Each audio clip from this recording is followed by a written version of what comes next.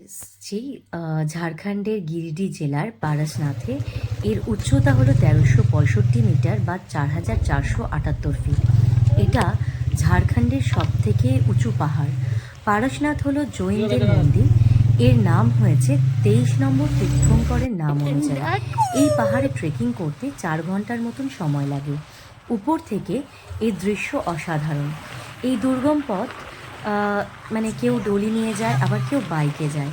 যারা ডলিতে ওঠে বা ট্রেক করে ওঠে তারা রাত ১টার পর থেকে উঠতে শুরু করে। ডলির ভাড়া হলো ৬,০০০ থেকে ১০,০০০ টাকা অবধি মানুষের ওজন অনুযায়ী, কিন্তু বাইকের ভাড়া কম। বাইকে যদি একজন যায় মোটামুটি ১২০০ থেকে ১৩০০ টাকা পড়ে, এবং দুজন গেলে আহ, মানে রেঞ্জটা কিছুটা কম হয়। কিন্তু এই ট্রেক মানে আমরা অ্যাকচুয়ালি ট্রেক করতে পারিনি, আমরা বাইকে করেই উঠেছিলাম। কিন্তু ওঠার পর ওপর থেকে এই পাহাড়টার দৃশ্যটা অসাধারণ লেগেছে, এবং মন্দিরটা দেখেও মনটা ভরে গেছে।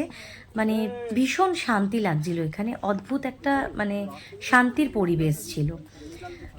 সবাই মিলে আমরা গেছিলাম, এবং আমার দেখুন ছোট মেয়েটাও মানে বাইকে তো পুরোটা ওঠা যায় না, কিছুটা ট্রেক করে উঠতে হয়, ও কিছুটা ট্রেক করেও উঠেছিল।